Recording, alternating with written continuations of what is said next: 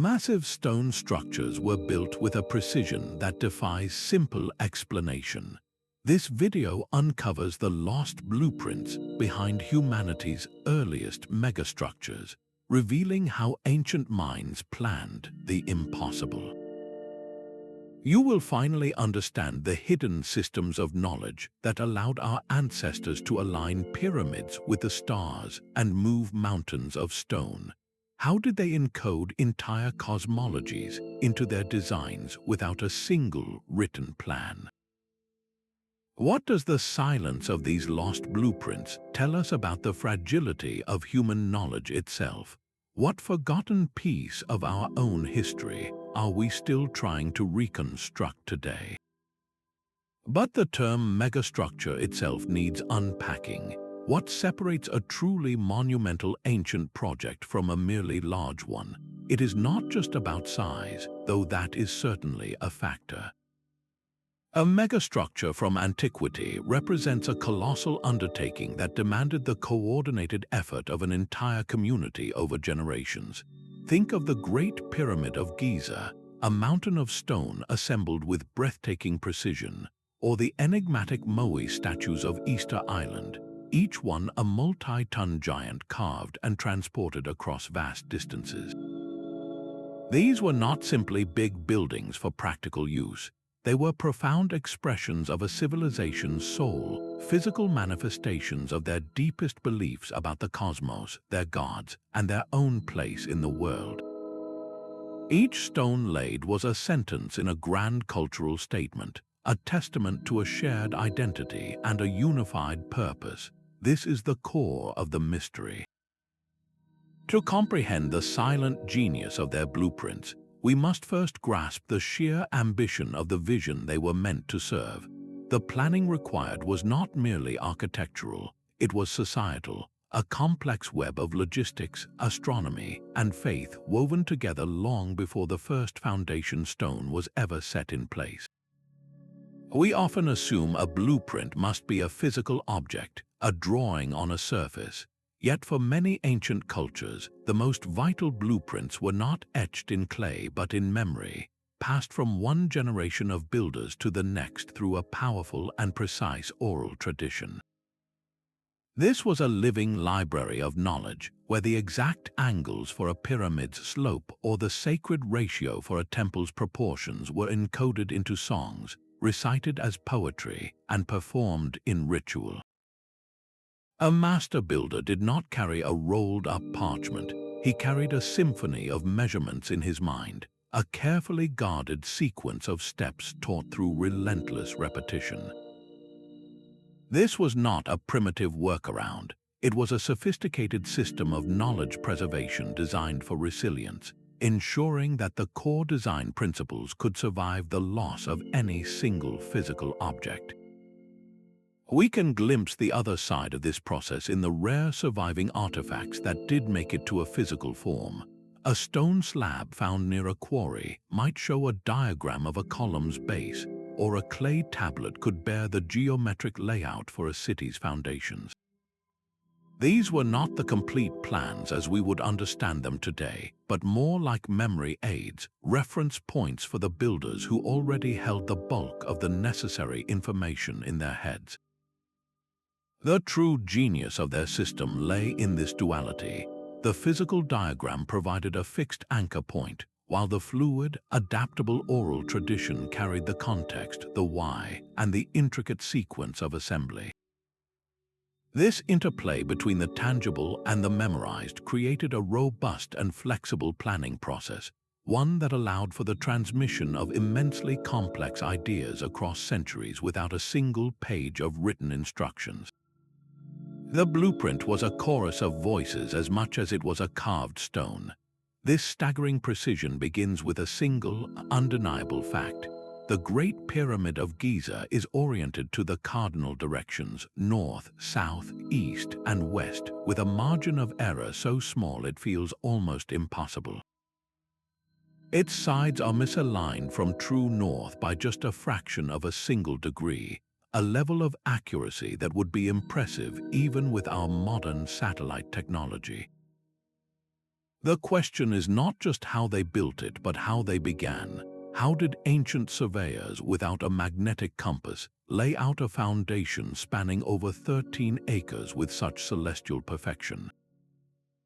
The magnetic compass would have been useless to them anyway, as magnetic north and true north are not the same point in the sky. Their solution had to be written in the stars. One compelling theory points to the use of the circumpolar stars, specifically the pair known as Kochab and Mizar in the bowl of the Little Dipper. Thousands of years ago, these two stars would have rotated around a point very close to the celestial North Pole. By observing the rotation of these stars, an ancient astronomer could have bisected the angle between their positions at different times of the night to pinpoint true north with extraordinary accuracy. It was a living, moving blueprint drawn across the dome of the night sky. Another method relies on the sun, a tool available to everyone yet mastered by so few. By placing a vertical rod, a gnomon, into the ground and tracking the path of its shadow throughout the day, a surveyor could mark the shortest shadow, which points due north. Repeating this over many days, especially during an equinox when day and night are of equal length, would refine the line to an incredible degree. But translating a single, perfect north-south line, scribed in the dust, into the massive 4.5-acre base of the pyramid is another feat entirely. This required a system of ropes, stakes, and right angles, a geometric dance executed on a colossal scale. They likely used the Pythagorean theorem long before Pythagoras was born, creating perfect 3-4-5 triangles with knotted ropes to ensure their corners were exact 90-degree angles. The physical pyramid we see today was merely the final expression of a blueprint that existed primarily as a set of rigorous astronomical observations and mathematical principles. This was not a static drawing, but a dynamic process, a ceremony of alignment that connected the earthly structure directly to the cosmos. The true genius lies in this translation, a process of turning celestial movements into a mountain of stone that would stand as a permanent echo of the heavens on earth. While the pyramids aligned with the heavens, another ancient mystery was taking shape on the windswept plains of southern England.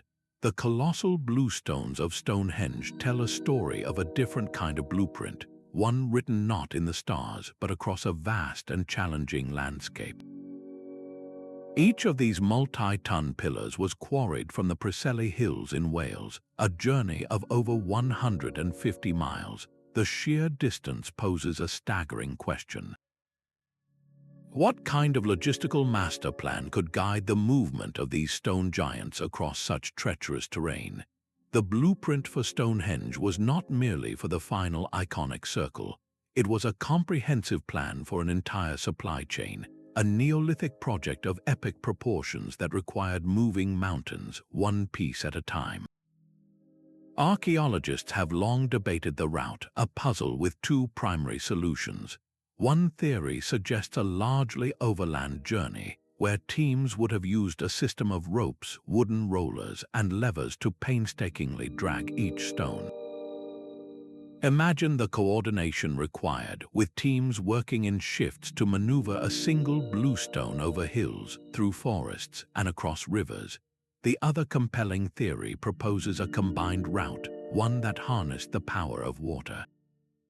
After an initial land haul to a waterway, the stones could have been loaded onto rafts or lashed between canoes, then floated along the Welsh coast and up rivers, a journey far less punishing than a continuous land drag.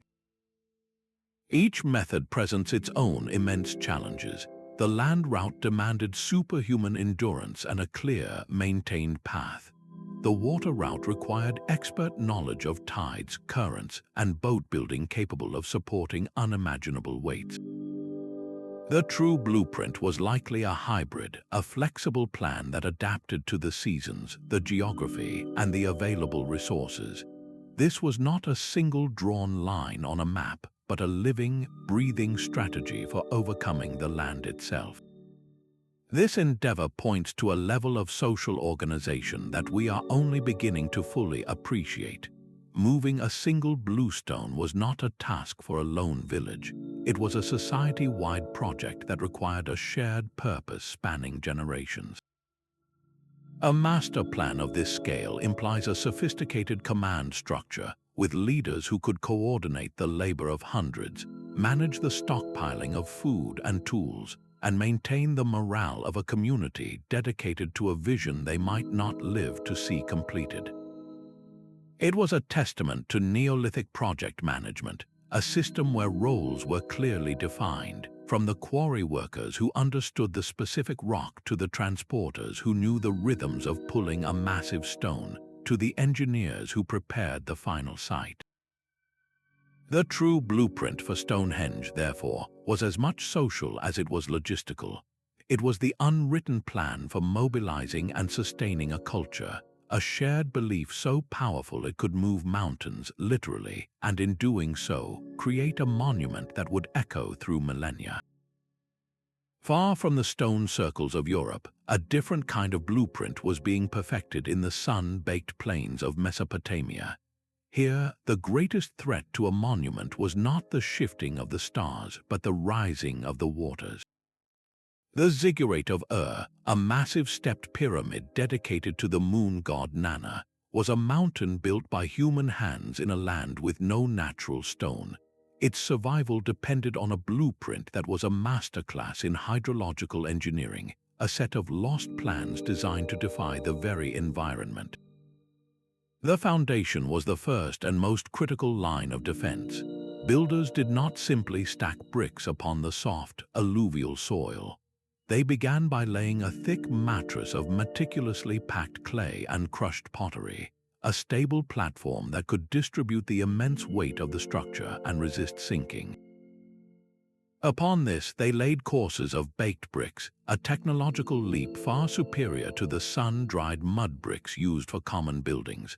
Firing these bricks in kilns made them incredibly hard and, most importantly, resistant to water. But the true secret weapon was the mortar that held them together. They used bitumen, a naturally occurring tar that seeped from the ground in certain areas. This thick, black substance was heated and applied between every brick, creating a waterproof seal as effective as any modern material. The walls themselves were not built straight up. They were intentionally sloped inward, a subtle but brilliant feature that added tremendous stability. This battering of the walls directed the enormous downward force of the structure inward toward its core, making the entire ziggurat more resistant to seismic shifts and the constant pressure of its own weight. And within this engineered mountain, hidden from view, were intricate internal drainage systems. These were carefully planned channels and weep holes designed to capture any rainwater that seeped through the outer layer, channeling it safely away from the fragile, unbaked interior core of the structure. The blueprint for the ziggurat was therefore a dual document. It was a spiritual map guiding the faithful upward toward the heavens, but it was equally a practical manual for surviving on Earth. Every layer of baked brick, every slope of a wall, every hidden drain was a direct response to a real-world challenge. This reveals a profound truth about these ancient master builders. Their sacred geometry was not an abstract exercise, it was a deeply practical wisdom. They encoded their understanding of physics, geology, and water management directly into their holiest sites, creating structures that were both temples to the gods and triumphant declarations of human resilience against the forces of nature. This cosmic conversation between earth and sky finds one of its most eloquent expressions at Newgrange in Ireland. A massive, 5,000-year-old stone passage tomb, Newgrange appears from the outside as a great grass-covered mound. But its true genius is revealed for just a few precious minutes each year, around the winter solstice. As the sun rises on the shortest day of the year, a narrow beam of light penetrates a specially designed opening above the entrance, known as a roof box. This shaft of sunlight travels down the long, dark passageway, eventually illuminating the central burial chamber deep within the heart of the structure. This was not a happy accident. It was the result of precise astronomical observation and intentional, meticulous engineering. The entire monument was a carefully calibrated machine designed to capture a specific moment of cosmic alignment, a guarantee that even in the depth of winter, the sun's life-giving power would return. The blueprint for Newgrange was, in essence, a calendar and a spiritual promise written in stone and light. Across the sea, the architects of ancient Egypt were weaving a different kind of celestial mathematics into their temples. They employed what we now call the golden ratio, a mathematical proportion of approximately 1 to 1.618, found repeatedly in nature, from the spiral of a nautilus shell to the arrangement of seeds in a sunflower. This ratio was considered the formula for divine beauty and harmony. By incorporating it into the layout of a temple's halls, the height of its columns, and the spacing of its statues, the builders were not just creating a beautiful space. They were encoding the fundamental order of the universe into the very fabric of their sacred architecture. Walking through such a temple was meant to be a journey through a perfected cosmic reality. So why did these diverse cultures, separated by vast oceans, all reach for the same symbolic language of stars and sacred geometry? The answer lies in a shared worldview where the human, natural, and divine realms were not separate but intimately connected. A pyramid pointing to the pole star was not just a tomb, it was a ramp for the pharaoh's soul to ascend to the eternal circumpolar stars. A temple built with golden ratios was a microcosm of a perfectly ordered cosmos. The blueprint was therefore a cosmological document, a set of instructions for building a bridge between worlds. To see these structures as merely tombs or temples is to miss their deepest purpose.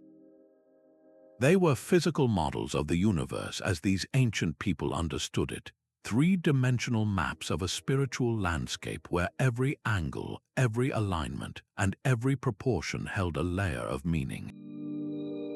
The true challenge for us today is to learn to read this lost language, to look past the sheer mass of the stones and see the intricate web of celestial and mathematical thought that gave them form. The silent stones themselves hold a secret chapter of this story. For ancient engineers, the choice of material was not a simple matter of availability. It was a deliberate, deeply informed science. They understood that the mountain from which a stone was quarried was as important as the chisel that shaped it. The builders of Egypt's obelisks sought out a specific type of red granite from the quarries at Aswan, a stone prized not just for its beauty but for its incredible internal structure.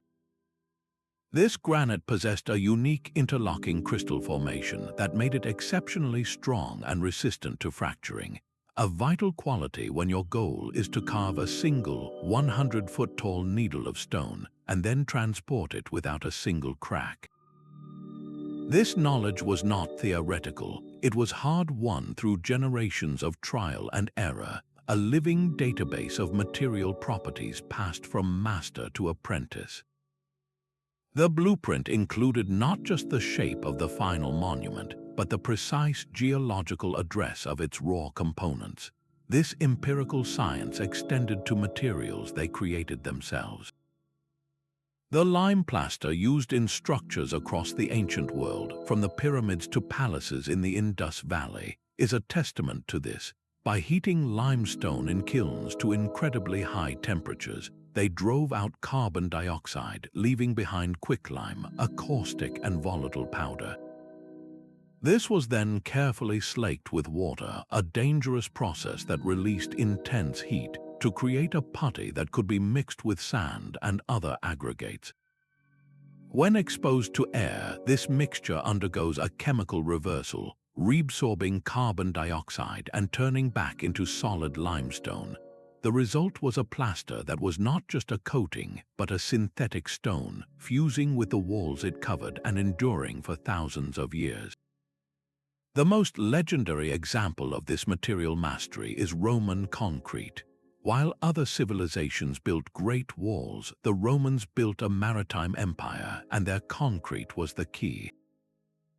They needed a mortar that would not just survive contact with water, but would actively thrive in it. Their secret ingredient was volcanic ash, particularly a type known as pozzolana. When this ash was mixed with lime and seawater, it triggered a complex chemical reaction, forming crystals that interlocked with the surrounding rubble.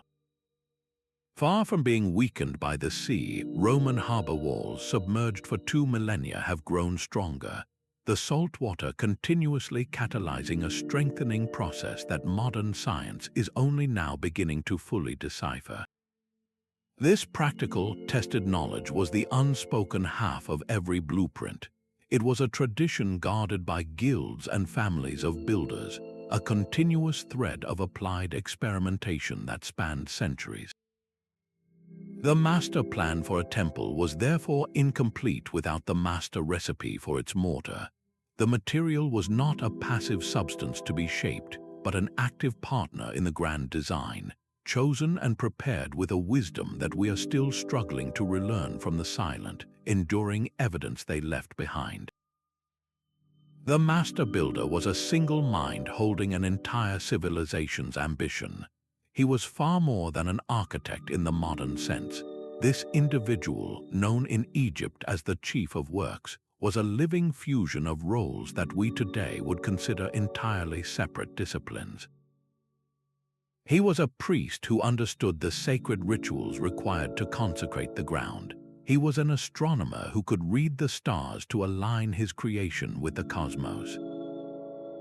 He was a mathematician who calculated slopes and proportions, and above all, he was a project manager on an almost unimaginable scale, coordinating the labor of thousands, the logistics of supply chains spanning nations, and a timeline that would stretch across generations. The true blueprint for a megastructure existed in its most complete and dynamic form within his consciousness. Consider the legendary figure of Imhotep, the genius behind the step pyramid of Giza, the very first pyramid built in Egypt. Historical records deify him not just as a builder, but as a scribe, a physician, and a high priest. This combination was no coincidence. His medical knowledge would have informed his understanding of the human body, allowing him to organize labor forces efficiently and perhaps even treat injuries on the vast construction site. His role as a priest granted him the spiritual authority to direct a national project, convincing an entire society to dedicate their lives to a vision they believed was divinely sanctioned. Imhotep did not merely design a building, he engineered a culture's leap forward, holding in his mind the complete sequence from quarrying the stone to the final ceremony that would bring the structure to life. Yet for every named genius like Imhotep, there are countless others whose names are lost to time. Look at the immense city of Teotihuacan in ancient Mexico. Its 2 great pyramids, the Pyramid of the Sun and the Pyramid of the Moon, are precisely aligned along a grand central avenue, the Avenue of the Dead. The entire urban plan is a massive astronomical observatory calibrated to celestial events. Who was the mastermind behind this? We do not know their name. But we can reconstruct their intellectual profile from the legacy they left in stone. This unknown architect possessed a profound understanding of hydrology, designing a complex system of canals to control water flow through the city. They commanded a workforce that sourced materials from distant regions, from the green obsidian of the Pachuca Mountains to the red pigment mined far away. They orchestrated a symphony of labor and knowledge, all directed toward a single, unified urban vision that functioned for centuries. This unique blend of skills was the only thing that made such projects feasible.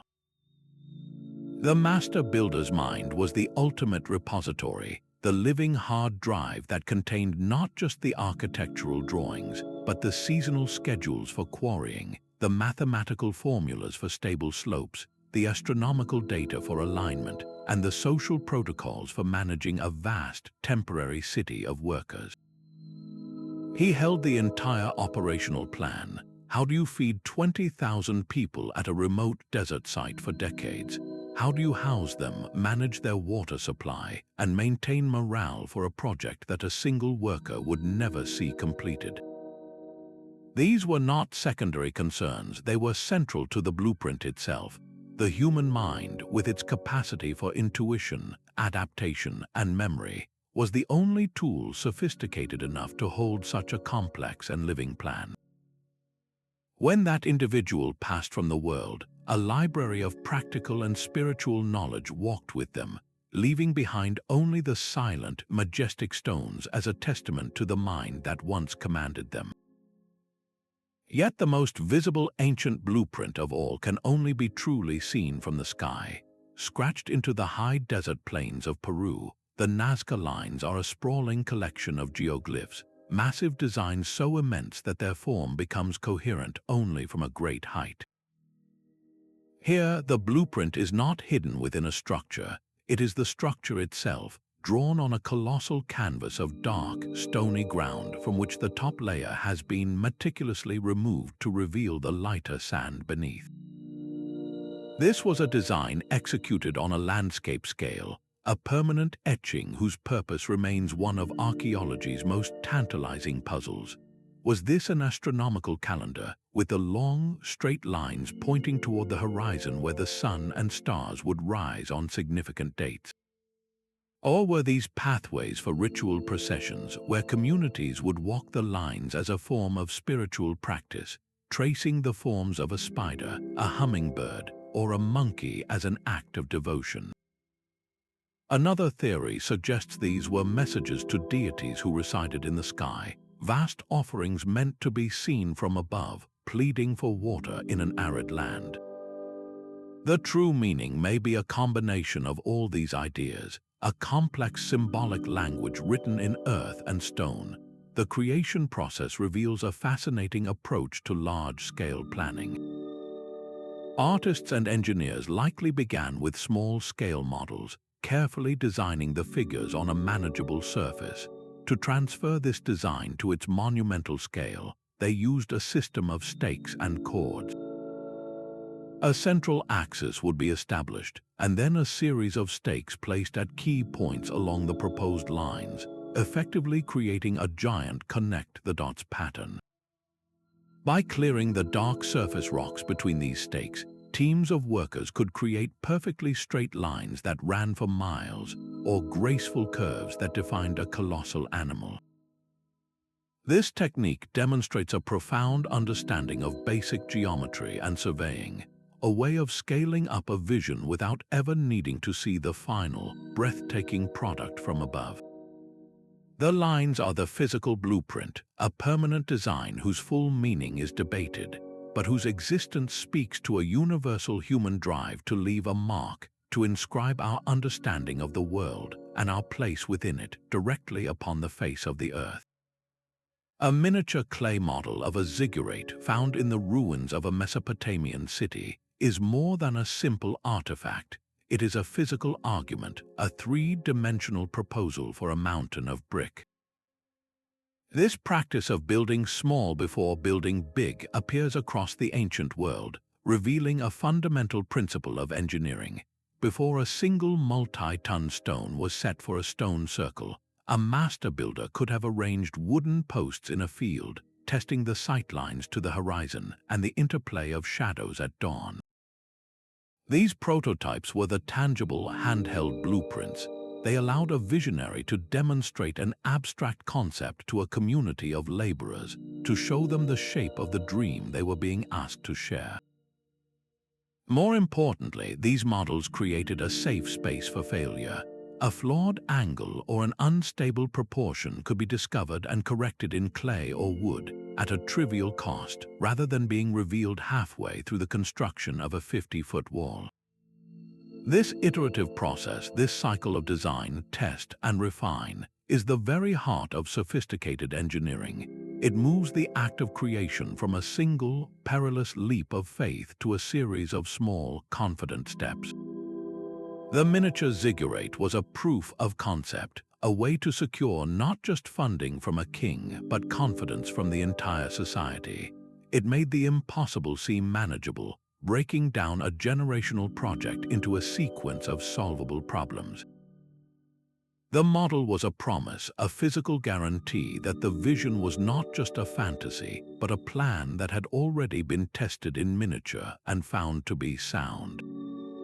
High on an Andean ridge, the stones of Machu Picchu tell a story of a different kind of blueprint, one written not on parchment but in the perfect seams between granite blocks.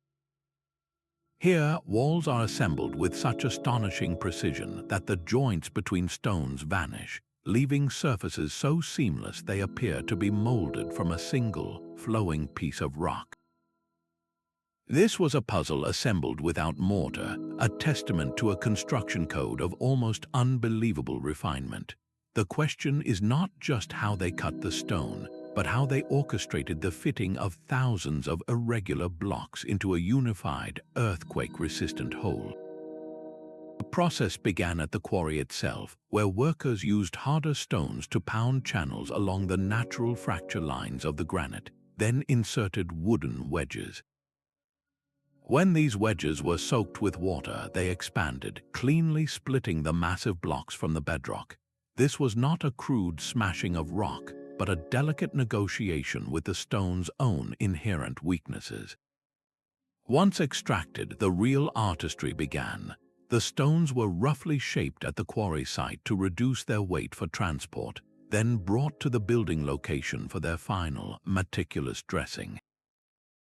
Using river cobbles as hammers and abrasive sand as a grinding agent, masons would spend days, perhaps weeks, slowly pecking and polishing a single block until its faces were smooth and its edges true. But how did they ensure that one uniquely shaped block would fit perfectly with its neighbor? The blueprint was a dynamic, living system of trial and error. A mason would use a process called bedding. He would place a soft, clay-like material on top of a stone already set in place. Then he would carefully lower the new block onto it, the clay acting as a transfer medium. When he lifted the block again, the high points where the clay was compressed would be clearly visible. He would then grind away precisely those high points, lower the block again, and repeat the process. Over and over, this dance of test, mark, and refine would continue until the two stone faces mirrored each other with microscopic intimacy. This was not a process guided by a single master drawing.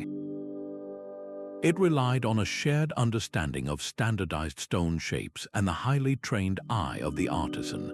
Certain walls, especially those of great importance, were built with ashlar masonry, where blocks were cut into perfect, interlocking rectangular shapes. Others used a more organic polygonal style, where a jigsaw puzzle of irregular blocks was assembled. The true genius of this system was its profound resilience. During an earthquake, a rigid, mortared wall would crack and collapse, but these interlocking Incan walls were designed to dance. The complex, three-dimensional joints and the slight inward tilt of the walls allowed the stones to shift and settle during a tremor. Then, as the ground motion ceased, they would settle back into their original position. The blueprint was therefore a set of principles, a cultural code that valued flexibility over rigidity, and a deep collaboration between the human hand and the natural material. It was a system that produced not just a city, but a living dialogue between architecture and the untamable earth it was built upon. The landscape was the first and most important collaborator in any grand design. A mountain was not an obstacle to be overcome, but a sacred entity to be adorned. A river was not a barrier, but a life-giving artery to be channeled. The blueprint for a megastructure began not with a line on a drawing, but with a deep, intuitive reading of the land itself, a dialogue between human ambition and the raw materials of the earth. At Petra, the magnificent city in Jordan, this principle is carved in sandstone for all to see. The Nabateans did not build their temples from the ground up, they revealed them from within the living rock. Approaching through the narrow, winding canyon known as the Sick, the journey itself builds a sense of awe, a deliberate manipulation of space and light that culminates in the breathtaking view of the treasury facade. The builders did not fight the mountain, they listened to it. They surveyed the cliff faces for natural weaknesses and fissures, then used them as starting points for their colossal excavations. They carved from the top down, a method that eliminated the need for scaffolding and ensured that the final form emerged from the stone with a geological inevitability.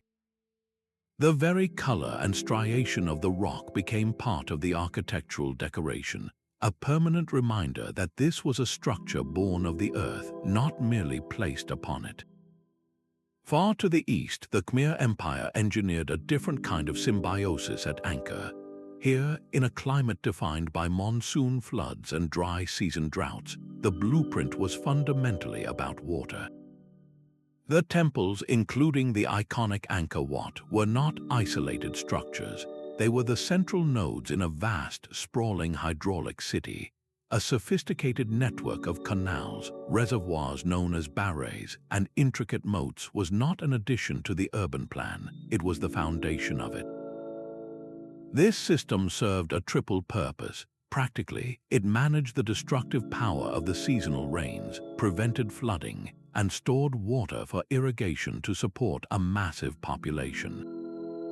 Symbolically, the moats and reservoirs represented the cosmic ocean of Hindu mythology, with the Temple Mountain at the center symbolizing the home of the gods.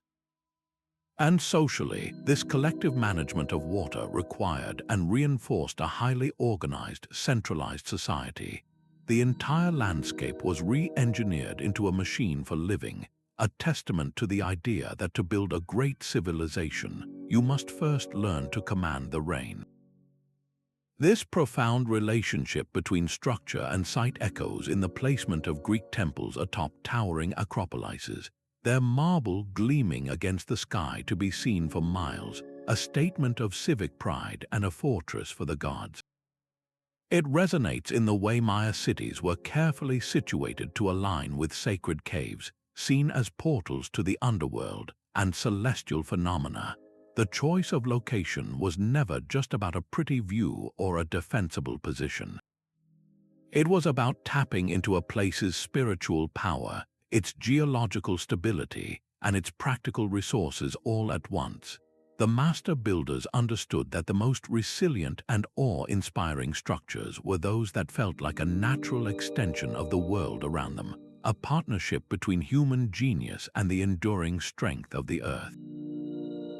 Yet this symphony of stone required a conductor, and the true blueprint was written in the organization of the people themselves.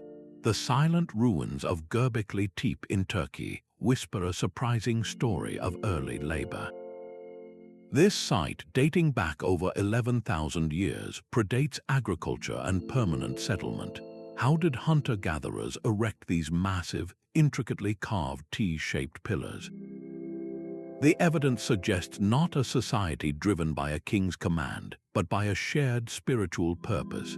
Archaeologists find no signs of permanent dwellings for a slave class, nor storehouses for state-supplied rations.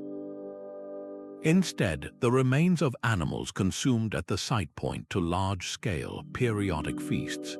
This hints at a different model, one where communities from across the region gathered at certain times of the year, drawn by ritual and a collective desire to build something greater than themselves. Labor was not a burden, but a form of devotion, a festive communal act fueled by shared belief. This was a social blueprint based on invitation and spiritual reward, a powerful force that could mobilize a workforce long before the invention of the tax collector or the royal decree. In stark contrast, the pharaohs of Egypt perfected a system of state-sponsored labor known as the corvée. This was a form of national service, a duty owed to the king and the gods. For several months each year, when the Nile's floodwaters covered the fields and farming was impossible, a vast portion of the male population was conscripted for state projects. This was not slavery in the brutal sense we often imagine. These were farmers, artisans, and craftsmen who served in rotating crews, their labor a form of tax paid with muscle and skill. The administrative genius behind this system was staggering. Papyrus records from a later period detail the highly organized operations at a royal workman's village like Deir el-Medina. Workers were divided into two crews, left and right, who worked in shifts.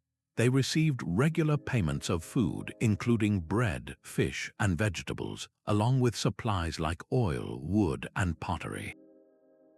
A scribe meticulously tracked their attendance, their rations, and even their days off for personal or religious reasons. There was a clear hierarchy, from ordinary laborers to foremen and scribes, and evidence suggests they had a mechanism for airing grievances. This was a bureaucracy of human effort, a meticulously planned machine designed to sustain morale and productivity for projects that spanned decades. The physical evidence from the Giza Plateau confirms this. The remains of laborers' barracks, bakeries capable of producing thousands of loaves of bread daily, and vast deposits of fish bones reveal a city dedicated solely to supporting the pyramid builders. This human blueprint covered every need, from housing and healthcare to spiritual sustenance, with priests and temples present on site. Managing 20,000 people was a logistical feat as impressive as moving a 2-ton block of granite.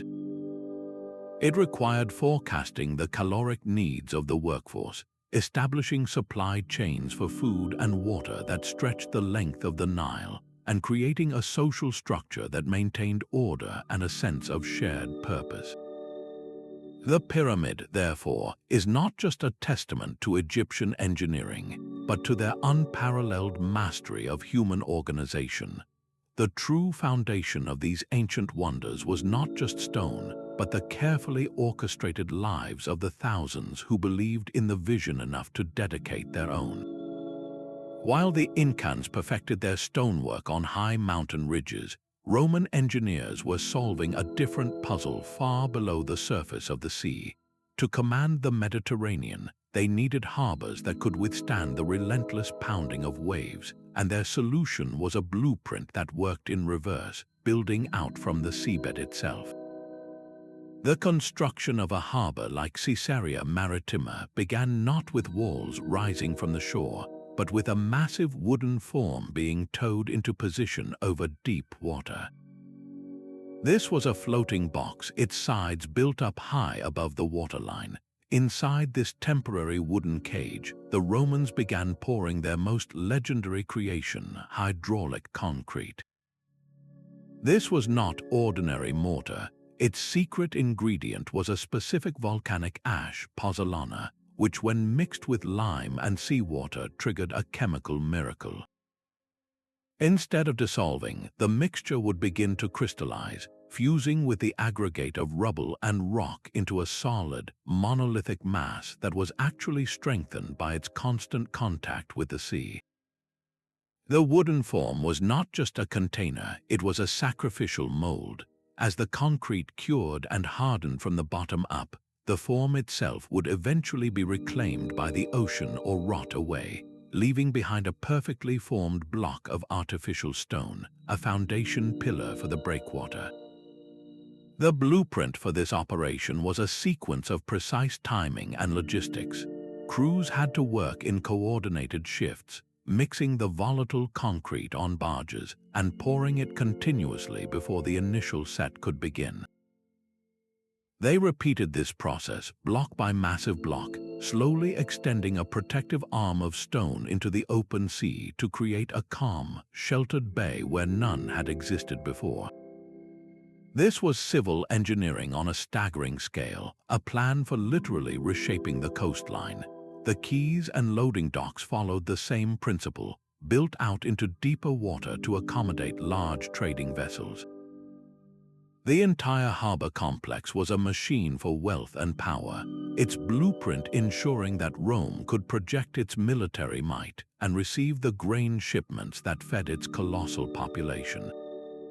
The loss of this specific practical knowledge, the precise recipes, and the complex marine construction techniques was a catastrophe for Mediterranean infrastructure.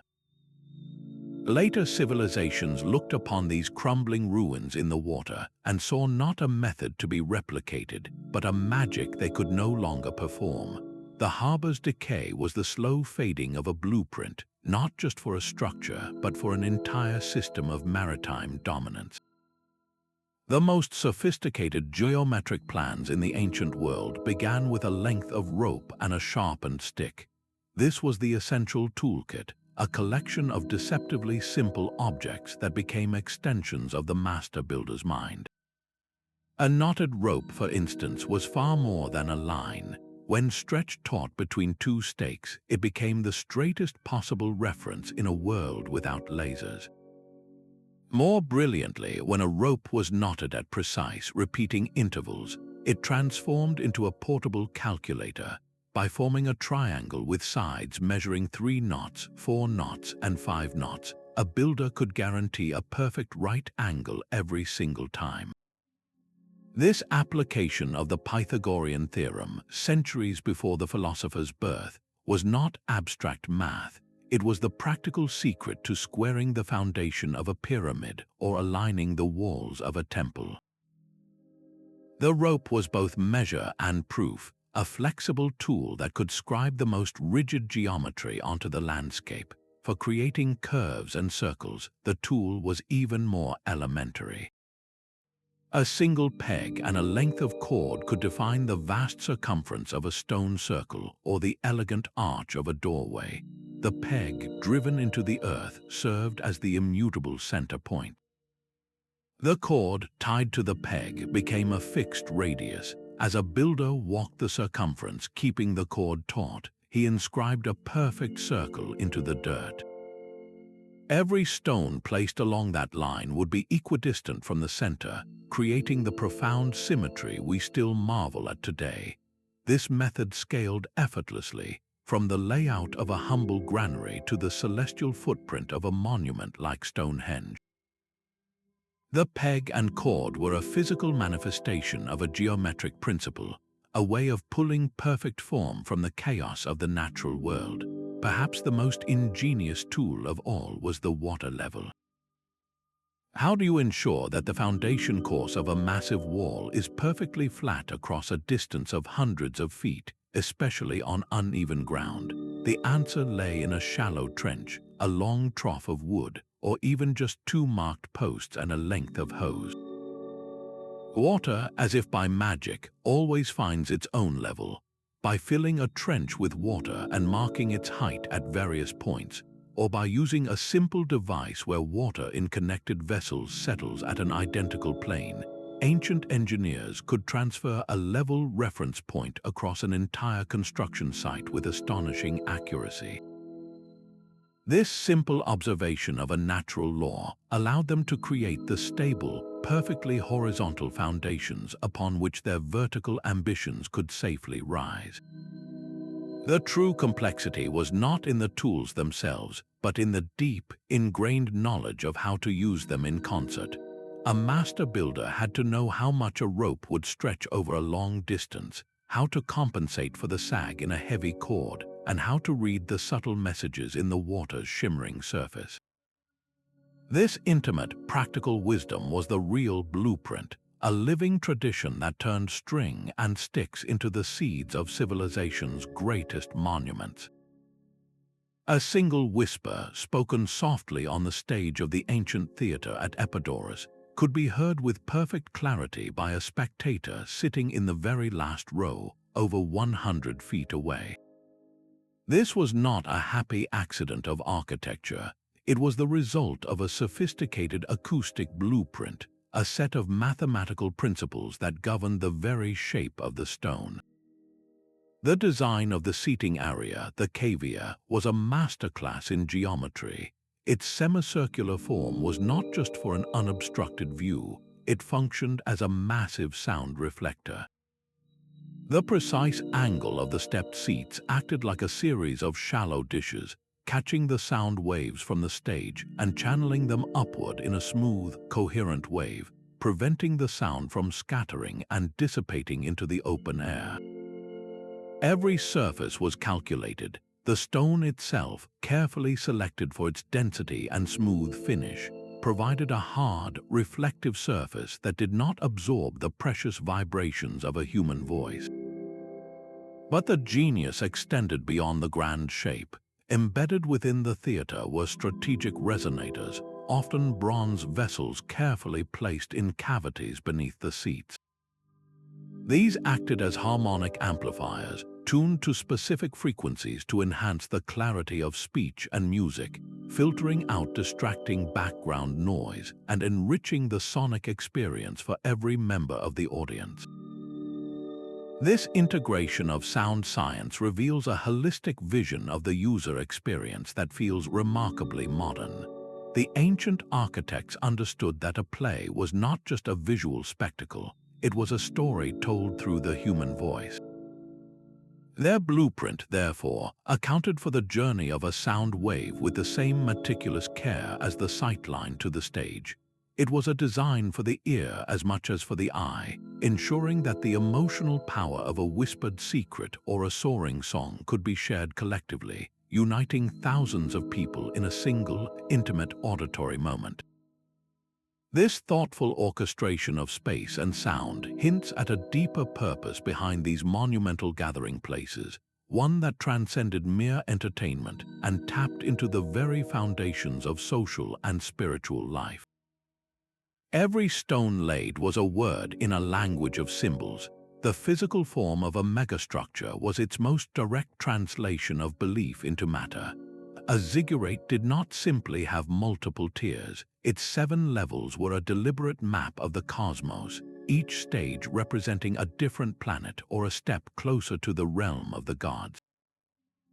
The entire structure was a ladder for the spirit, a physical path for priests to ascend from the earthly plane toward the divine. This encoding of cosmology was not an abstract decoration, it was the very reason for the building's existence. The blueprint was a theological document, a set of instructions for constructing a sacred geography where the community could interact directly with the powers that governed their universe. At Göbekli Tepe, the menagerie of carved animals is not a random collection. The foxes, scorpions, and vultures are powerful symbols, likely representing different clans or spiritual forces within the hunter-gatherer belief system. The very act of gathering to carve these pillars and erect them in precise circles was a ritual that physically reinforced their social bonds and their shared understanding of the world. The structure was a narrative, a story about their origins and their relationship with the natural world, told not in ink but in limestone. Even the orientation of a temple was a profound statement. A doorway aligned with the rising sun on the solstice was not just a clever trick of the light. It was a permanent contract with the cosmos, a guarantee that the divine order was reflected in the human realm. The sun god would enter his house at the appointed hour, year after year, century after century, reinforcing the authority of the priests who served as his intermediaries and the king who claimed his mandate. The pyramid's 4 sides, facing the cardinal directions, did more than just ensure stability. They anchored the pharaoh's tomb at the very center of the known universe, a fixed point around which the stars themselves turned. This symbolic language was a tool of power as much as a tool of faith. By embedding the state's ideology and the ruler's divine right into the very landscape, the blueprint made those ideas seem as permanent and unchangeable as the stones themselves. To question the social order was to question the cosmos. The true purpose of these plans was to create a reality so physically imposing and symbolically saturated that it felt inevitable. The silent stones we study today are not just ruins, they are the frozen syntax of a lost worldview, waiting for us to learn how to read their grand and silent story. Stretching over 25,000 miles, the Inca road system was a megastructure woven directly into the spine of the Andes.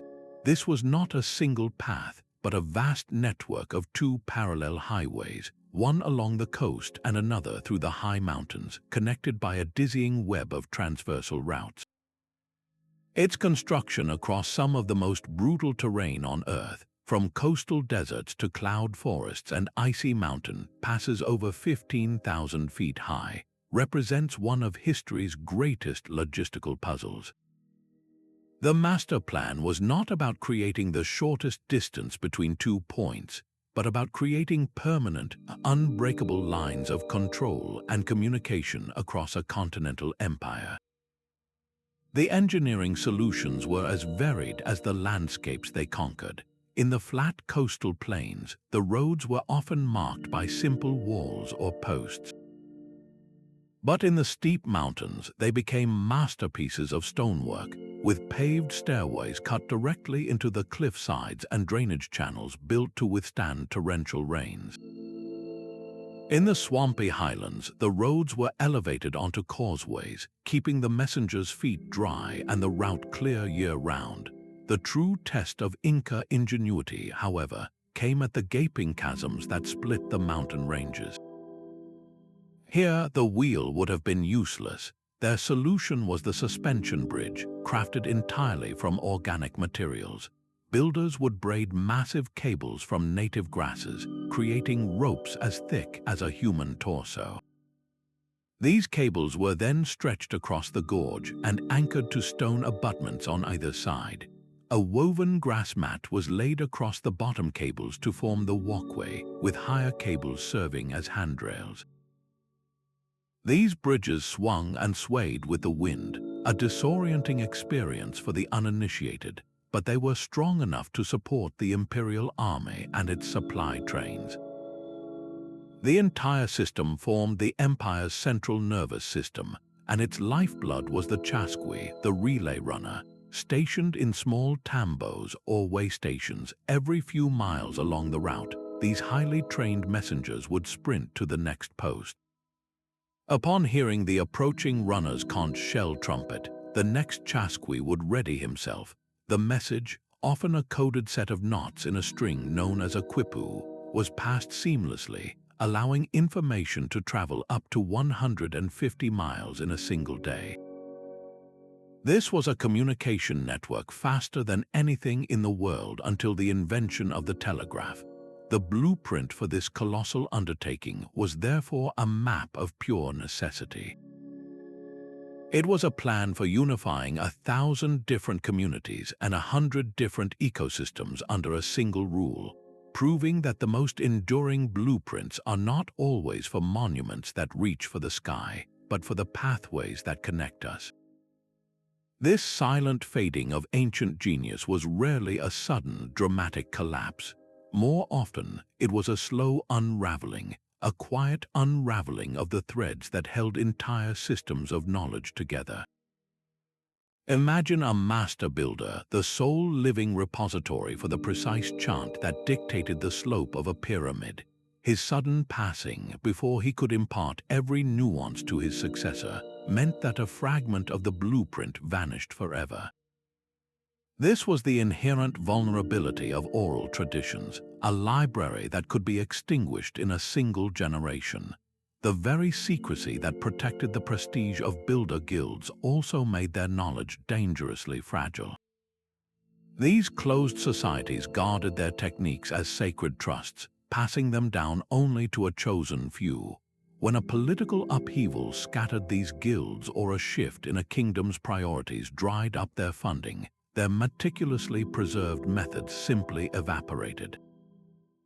The knowledge did not burn in a library fire, it faded from living memory, leaving behind magnificent structures whose deepest construction secrets we can only guess at. Another profound cause was the simple shift in material and purpose. The Roman recipe for hydraulic concrete, a formula that hardened in seawater, was a pinnacle of engineering. But as the empire's focus turned inward and large-scale maritime projects ceased, the specialized knowledge for sourcing the volcanic ash and executing the complex pouring process was no longer practiced. It became a lost art, not out of malice but from simple disuse. The societal need for that specific blueprint had passed. This pattern repeated across the ancient world. The meticulous craft of fitting multi-ton stones without mortar, perfected by the Incas, became irrelevant when Spanish colonizers imposed new architectural styles and new social orders. The knowledge was not stolen, it was simply no longer taught, its practical value erased by a conquering culture. The most insidious force, however, was the slow erosion brought on by civilization's own successes and failures. A prolonged period of peace and stability could lead to complacency, where the urgent need to maintain vast labor forces and complex logistical chains diminished. Then, when a true crisis finally arrived, a drought, an invasion, or a dynastic collapse, the specialized institutions and social contracts required to build on such a scale were already weakened. The blueprint for mobilizing 20,000 people, for instance, is not just a technical document, it is a social compact. When that compact breaks, the knowledge of how to enact it dissolves. This is the true legacy of the lost blueprints. It reminds us that advanced knowledge is not a permanent possession. It is a living tradition that requires a supportive society, continuous practice, and a reason to exist. The silent stones stand as a permanent question, challenging our own assumptions about the durability of our modern knowledge. What essential systems do we rely on today that could, through a series of quiet, unremarkable changes, simply fade from the world? The silent rows of Karnak stretch for miles, an army of granite sentinels frozen in time. With nearly 3,000 individual stones arranged in astonishingly straight, parallel lines, this is not a random scattering of rocks. It is a geometric manifesto, a sprawling design whose logic we have yet to fully crack. The sheer scale of the site screams of a central, commanding intelligence, a master plan executed with relentless consistency across generations. What vision was grand enough to demand such a monumental investment of labor? One compelling theory suggests these lines were a colossal astronomical computer. The primary alignments appear to point toward the rising and setting positions of the sun and moon at key times of the year, turning the entire landscape into a calendar for marking solstices and predicting celestial events. The stones could have served as fixed sightlines, allowing early astronomers to track the slow, rhythmic dance of the heavens with nothing more than their own observation. Another, more spiritual, interpretation paints the rows as a sacred processional way. Perhaps these were not barriers but guides, channeling participants along a predetermined path for rituals that honored ancestors or celebrated the fertility of the land. The very act of walking the lines, of moving through this man-made stone forest, may have been a transformative spiritual experience, a journey from the profane world into a space charged with symbolic meaning. A more recent and controversial idea proposes the site was an earthquake simulator. The specific placement and density of the stones could have been designed to interact with the ground's natural vibrations, perhaps to study seismic activity, or even to dampen its effects through a form of primitive wave interference. The true purpose might be a fusion of all these ideas. The blueprint for Karnak was likely multidimensional, a single plan that served both the practical need to understand the cosmos and the profound human desire to connect with forces greater than oneself. To decode this pattern is to understand the mind of a culture that saw no division between science, spirituality, and the landscape they so dramatically transformed. A new kind of excavation is now underway, one that does not require a single shovel to break the earth. Instead of digging down, we are scanning from above, using laser pulses to digitally peel back the dense canopy of a jungle. This technology, known as LiDAR, reveals the ghostly imprint of human ambition on the landscape. In places like the jungles of Cambodia, it has unveiled a sprawling metropolitan network around Angkor Wat, a complex web of canals, roads, and small villages that formed the backbone of an empire. These are the city's forgotten blueprints, etched not in stone but in the subtle topography of the land, invisible to the naked eye but now laid bare by light. Similarly, ground-penetrating radar sends waves deep into the soil, mapping what lies beneath without disturbing a single grain of sand. It has traced the foundations of lost walls at Stonehenge and detected unseen chambers in the heart of the Great Pyramid, hinting at spaces and passages that have been sealed for thousands of years. We are no longer just guessing at the plans, we are reading them directly from the Earth itself. The most profound revelations come when this data is fed into three-dimensional modeling software. An archaeologist can now take the scattered stones of a ruined temple and, with a few clicks, reassemble them into their original, towering form. We can simulate the path of the sun through a temple's corridor on the solstice, or calculate the acoustic properties of an ancient theater to hear how a whisper would have carried. This is more than just digital reconstruction. It is a form of technological telepathy, allowing us to peer directly into the thought processes of the master builders. We can see the geometric principles they followed, the precise angles and ratios they considered sacred. By virtually walking through their completed designs, we begin to understand the experience they intended to create, the feeling of awe and order meant to overwhelm a visitor.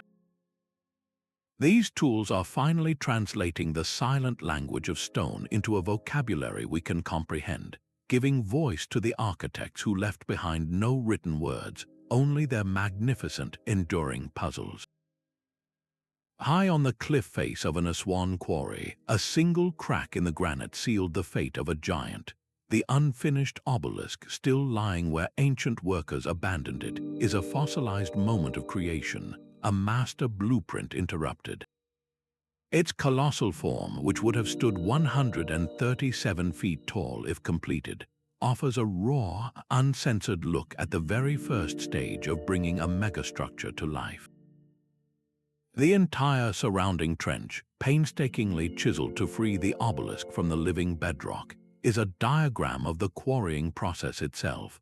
We can see the precise sequence of the work, from the initial layout of the obelisk shape onto the stone surface to the methodical excavation that left a series of descending steps for the workers to stand on. The most telling clues are the thousands of small, rounded depressions pocking the granite. These are the marks left by dolerite hammerstones, a ball-peen hammer on a monumental scale. Teams of workers would have swung these heavy, hard stone balls in rhythmic unison, pulverizing the granite along a predetermined line. It was not a process of cutting, but of systematically pounding the stone into dust, inch by grueling inch. This was the literal bedrock of the plan, a phase so physically demanding and time-consuming that it had to be executed with flawless precision from the very start. The reason for its abandonment is etched just as clearly into the stone. A deep, treacherous fissure appeared in the granite, a fatal flaw that would have caused the obelisk to shatter during its final detachment or during the perilous journey down the Nile. This single crack teaches us more than a dozen successful obelisks ever could. It reveals the immense gamble of these projects, years of labor, the coordinated effort of hundreds, and a priceless piece of quarried stone could be lost in an instant to the hidden imperfections within the earth. The obelisk is therefore a permanent lesson in risk management, a stark reminder that the most brilliant blueprint was always at the mercy of the material itself. It forces us to ask what other near misses and catastrophic failures are lost to history, their broken stones long since buried or repurposed, leaving only the silent, perfect successes to dominate our imagination. A pyramid rising from the Egyptian desert seems a world apart from a step temple in the jungles of Mesoamerica, yet their forms whisper a secret conversation across continents. This uncanny resemblance in ancient blueprints, from the Nile Valley to the plains of Sudan and the heart of the Maya world, points to a profound puzzle. Were these designs the result of a shared, inherited knowledge that traveled forgotten trade routes, or did cultures separated by oceans simply arrive at the same brilliant solution to a universal problem? The answer may lie in the fundamental physics of reaching for the heavens. The pyramidal form itself is a masterstroke of intuitive engineering. A wide, stable base that tapers as it rises is the most logical way to construct a towering monument from stone. It is a shape that naturally resists gravity and distributes the immense weight of its own materials downward and inward. This was a convergent evolution of design, where cultures facing the same challenge of monumental stability arrived at the same elegant, resilient answer. Beyond mere shape, the celestial compass guided them all. The Great Pyramid of Giza is famously aligned to the cardinal directions, but it is not alone. The Pyramid of the Sun at Teotihuacan in Mexico is also precisely oriented, its western facade facing directly toward the setting sun on specific days of the year. Even the Nubian pyramids of Sudan, though steeper and narrower than their Egyptian cousins, were carefully arranged to reflect a cosmic order. This recurring theme suggests a deep, universal human impulse to anchor our greatest creations to the predictable motions of the sun, moon, and stars, building a permanent connection between the earthly and the divine. Perhaps the most tantalizing parallel is the appearance of sacred mathematics. The Great Pyramid's base perimeter divided by its height produces a ratio remarkably close to 2 times pi, the mathematical constant defining the circle. Thousands of miles away, the layout of Teotihuacan's ceremonial complex incorporates the same golden ratio found in nature and used later by Greek architects. This is not necessarily proof of direct contact. Instead, it may reveal a different kind of blueprint, one discovered through generations of careful observation. A builder repeatedly using a rope to create circles might naturally stumble upon the relationship we call pi. An artist dividing spaces to create a visually pleasing structure could intuitively find the golden ratio. These mathematical constants are embedded in the fabric of the world, and multiple cultures, in their pursuit of perfect, harmonious form, independently uncovered them. So, were these blueprints shared or born separately? The evidence leans toward a powerful combination. The core principles of stable pyramidal construction likely emerged independently, a direct response to the laws of physics. But the specific encoding of celestial events and sacred geometry could hint at a slow, ancient diffusion of ideas along trade routes we are only beginning to map, a slow-motion exchange of cosmological concepts that took root in different soils and blossomed into structures that feel like siblings. This comparative analysis does not diminish their achievement. It reveals a shared human genius, a collective reaching for the sky, proving that the greatest blueprints are those written not just on papyrus or in stone, but in the universal language of the human mind confronting the cosmos. These colossal structures were not just monuments to be seen, but experiences to be felt. A psychological blueprint guided their design, one that deliberately manipulated human perception to evoke awe and reinforce a sacred order. The journey into a pyramid was a masterclass in this emotional architecture. You would not enter through a grand, welcoming doorway. Instead, you were funneled into a low, narrow passageway, forcing your body to crouch and your world to shrink to the stone just inches from your face. This was a physical and psychological compression, a ritual of humbling. Then, as you began to ascend, the passage would often open into a soaring gallery, a sudden, breathtaking expanse that pulled your gaze upward. This dramatic shift from confinement to grandeur was no accident. It was a carefully staged revelation designed to make you feel the weight of your own smallness and the overwhelming power of the pharaoh, whose soul was believed to travel this very path to join the gods. The architecture itself was a script for a spiritual drama, with every visitor playing the role of a supplicant. This principle of overwhelming scale was a universal tool. Think of the towering ziggurats of Mesopotamia, their summits lost in the haze, accessible only to a privileged priesthood. For the common person looking up from the base, the structure was a permanent reminder of a distant, unreachable divine authority. The sheer height created a physical and social chasm, reinforcing the hierarchy simply through the act of looking upward. Similarly, the perfect, repeating symmetry of a Greek temple, with its endless rows of identical columns, created a sense of unshakable, rational order. There were no surprises, no chaotic elements. This harmonious geometry communicated that the world, and the society that built it, was governed by immutable divine laws. The psychological impact was one of submission to a perfect, preordained system. The master builders understood that to control the physical journey through a space was to guide the inner journey of the mind and spirit, shaping belief not through words, but through the silent, powerful language of stone and space. High upon the sheer cliff face of Fajoda, but 3 massive stone slabs lean against a carved spiral petroglyph. For most of the year, these elements are silent, static. But on the summer solstice, a transformation occurs.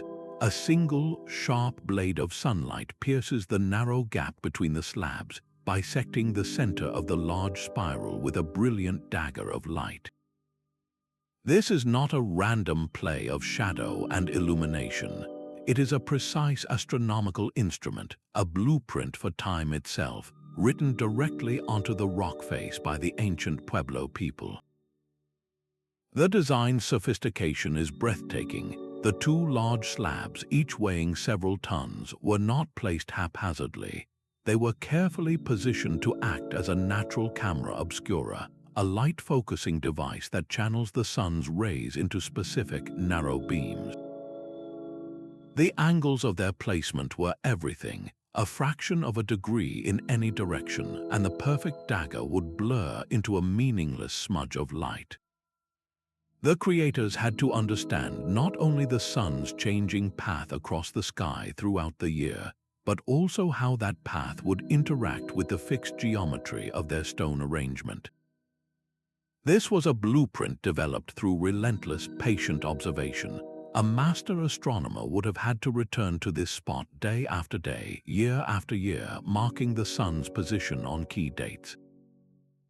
They would note where the light fell at the winter solstice, the summer solstice, and the equinoxes. Only after years of collecting this celestial data could they have begun the physical work of maneuvering the colossal slabs into their final, perfect orientation. The process was one of incremental refinement, a slow dance between human intention and solar movement. The final result was a celestial calendar in stone. On the equinoxes, a beam of light would perfectly frame the smaller spiral to the right. On the winter solstice, 2 daggers of light would bracket the large spiral. Each event was a confirmation of the cosmic order, a predictable, visual promise that the world was proceeding as it should. This was a blueprint that did not command labor or material, but commanded light. It transformed the sun from a distant god into a willing participant in a carefully staged ritual, proving that the most profound plans are those that harness the natural world to speak in a language of pure, illuminating certainty. The desire to rebuild what time has worn away confronts us with a profound ethical dilemma. As our digital tools and archaeological insights give us an ever clearer picture of these lost blueprints, we face a critical choice. Do we use this knowledge to physically restore a pyramid's crumbling casing stones or to resurrect a fallen colossus?